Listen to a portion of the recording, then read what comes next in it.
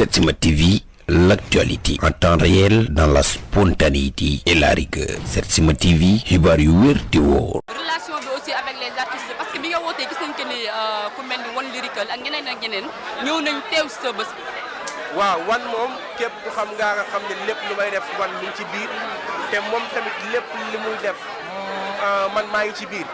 et tey dafa nekk beneen affaire bu spécial dama koy saluer 2 fois parce que non seulement nit la boo xamante ni tey mun naa ne dem na ba sama diggante ak moom dépassé na musique parce que ñi ngi dund leneen et ñaari jëmm yi taxaw di Akbess di matadi di man tamit bu ñu demee ba taxaw ginnaaw yàlla moom lyrical am na ci rôle ba spécial boo xamante ni dund na ko ci te loolu mooy esprit de grandeur tey ñoom dañu wane ni ay mag lañ dañu wane ni ay mature lañ Akbess bu déplacé woo ak lépp li am ci sama diggante ak moom mais hip hop la li may wax mu am souplesse bàyyi lépp tey dugg Guédiawaye xuus ñëw fekk suñu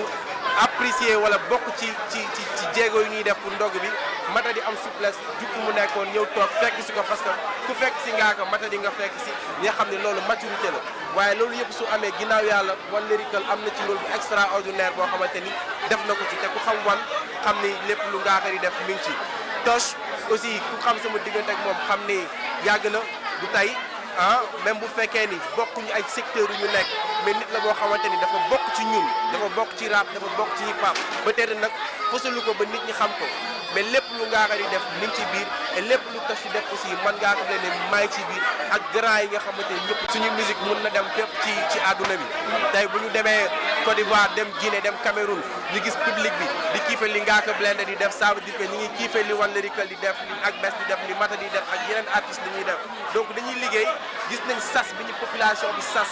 je parle pas au nom de Ngaaka Blindé mais au nom de toute la nouvelle génération gis nañ sas bi ñu population bi sas gis nañ sas bi ñu ndaw ñi sas li ñu dese lenn kese la liggéey jéem a jële hip hop bi fu mu nekk yóbbu ko ci beneen étape ba ñu gis Sénégal di conquérir ci àdduna bi ak yeneen i dëkk quoi. matadi da laa lebal da laa tuddee doom kañ lay takk jabar gara. waaw incha allah léegi rek damay xaar Akbess laa xaar bu takkee rek après xam nga. mais Ngaaka dif lan moo tax ñëwul dif xanaa invité woo ko. non invité naa ko mais xam naa daa jàpp rek xam naa ñëw bëri rek. mais Ngaaka bëgg nañu aussi nga ñëwul ñu tuuti si projet yi. bëggoon naa nag projet yi mi ngi ñëw mais comme que ay artistes aussi ñi ngi fi bëggoon naa ku si nekk tamit sànni kàddoom parce que je pense li ma war a wax yëpp wax naa ko lyrical c'est un grand Akbess c'est un grand matadi aussi c'est un grand ku ci nekk peut-être am na peut-être li mu bëgg a sànni quelques kàddu ci affaire bi ngeen jox leen ñoom aussi ñu sànni kàddu après ñu tënk quoi. ok merci Aïcha ñu ñëw ci Akbess. Akbess. salaam ça va leen def. bii laa moom bii bu xonq bi parmesan. Aïcha Akbess bismillah. waaw ziar naa leen di am contentement si teewaay bi ma am fii tey parce que comme li ma doon wax sànq fële ay jullit lañ te lii dafa am solo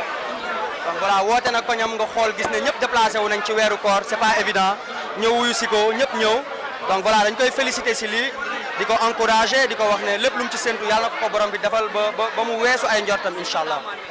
mën nañu xaar yéen ñaar ngeen def featuring. loolu force la waaw pourquoi pas bien sûr jàmm ji moo ëpp solo lépp tu vois tey dama am contentement comme ni mu amee contentement tu vois parce que góor yàlla la Baye Fall la ay ndaw lañ nag mënul ñàkk des fois xam nga ci game ci football ci lépp day am tu vois mais lii mooy mujj quoi mooy jàmm ji nii surtout qu'on est des musulmans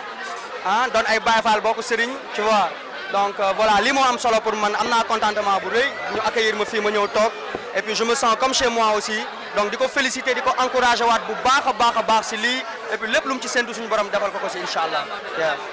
Setsima TV, l'actualité en temps réel dans la spontanéité et la rigueur. Setsima TV, xibaar yu wér te wóor.